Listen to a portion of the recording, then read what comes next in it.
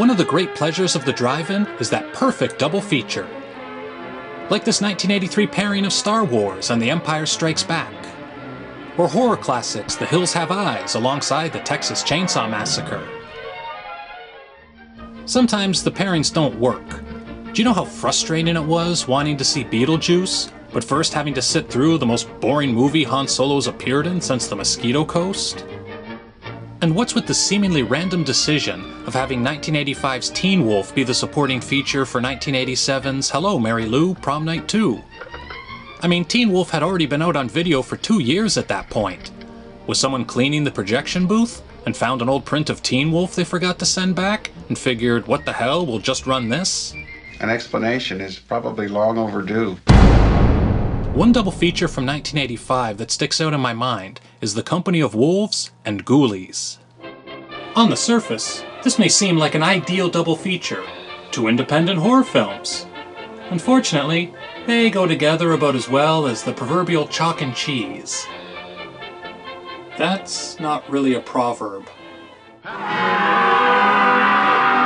We've already taken an extensive look at Ghoulies, a lowbrow Gremlins ripoff with satanic rituals, rubber monsters, dwarves, and fighting wizards. The fairy tale ends when the wolves come out. The Company of Wolves. Rated R. Despite its misleading ad campaign, Company of Wolves is an art film, better suited to a poorly attended, highfalutin cinema. I can't imagine what the drive-in crowd made of Company of Wolves. I'm still not sure what I make of the Company of Wolves. I think this is an Irish movie. It has a very non-North American look. The opening scene is like a TV movie. Was this shot on video? And check out that house. What is this, Masterpiece Theater? The movie is almost impossible to summarize because there isn't a traditional narrative. It all takes place in the dream of a young girl. In this dream, we have stories and more dreams, until we're about 3 layers deep, like some shit from Inception.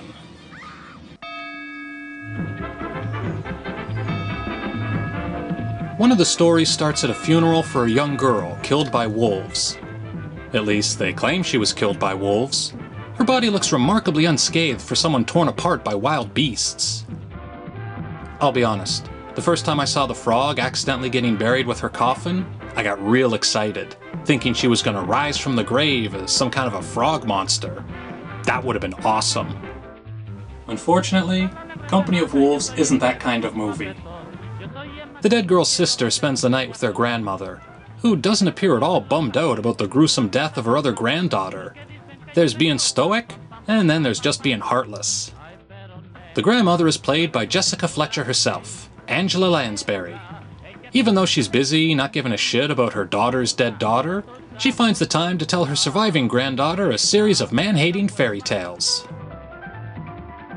The first story concerns a woman who marries a traveling man, and then is surprised when he travels on, abandoning her on their wedding night. Eventually, she forgets him, finds another husband, has a family. Seeing her struggle to keep up the house reminds me of how hard things must have been back in fairy tale times. I feel bad for the kids forced to be in this scene. I mean, they're not acting, they're really that miserable and crying. Probably because some crazy woman they've never met before keeps yelling at them.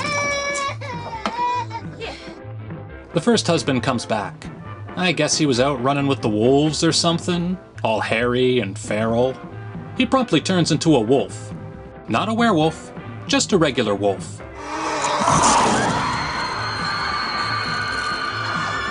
This transformation sequence is tricky. Compared to An American Werewolf in London, which came out 4 years earlier, the effects here look ridiculously artificial. I'm not sure if that was the filmmaker's intention, but it doesn't work. The wolf puppets don't look stylized, they just look embarrassing. It sucks when the poster teases you with a great image like this, and then the movie serves you up this. Grandma's second story is about a young man who meets the devil in the woods. A car driven by a chauffeur who looks like the Khaleesi pulls up. The devil is played by General Zod, who gives the young man, with the impressive moose knuckle, a small bottle of lotion. The boy immediately begins spreading it on his nipples, and before you know it, he's sprouting hair like one of those damn wolves. The end. No! No! That's a horrid story. I didn't like it at all.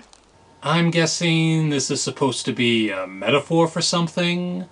Something Freudian? Another story is told by the granddaughter. A bunch of aristocratic bigwigs are having a wedding feast when a spurned woman the groom used to bang shows up with a swollen belly and a bad attitude. She curses them all and turns them into wolves. Or dogs we're supposed to believe are wolves.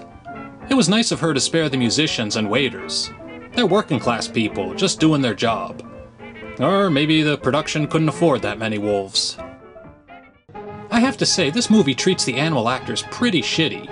They couldn't get them to run away on cue, so they scare the dogs off the table by throwing candlesticks and wedding cake at them.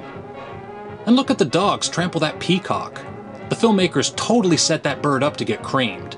I bet they were hoping one of the dogs would grab it by the neck and carry it away into the woods.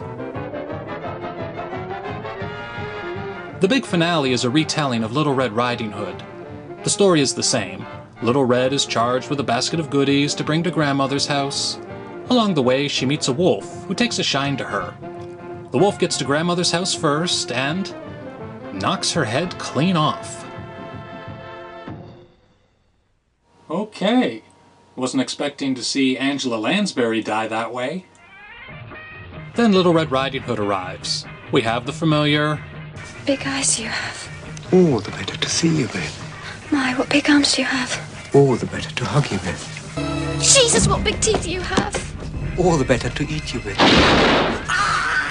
However, since Grandma has spent the entire movie telling her stories about wolves, Little Red is able to get the jump on him and shoot his ass, which causes him to shed his skin and reveal the wolf inside.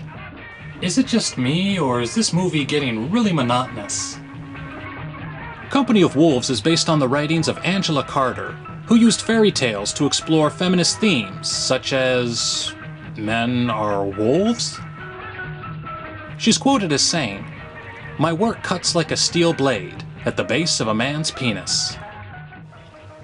That sounds a little pretentious. Company of Wolves disappeared from both the drive-in and the regular cinema pretty quick. At the drive-in, it was replaced by Code of Silence and The Terminator. Now that's a double feature. People were hard on Company of Wolves, not because it's a bad movie, but because it was presented as something it's not. The ads and the TV spots played up the transformations. People went to the drive-in expecting a werewolf monster movie, not some meta, postmodern gender theory exploration. So what would have been a better movie to pair Company of Wolves with, if not Ghoulies?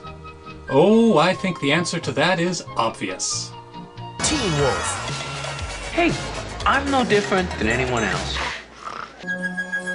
Do the dogs beat the bitches afterwards? Animals. All wild animals.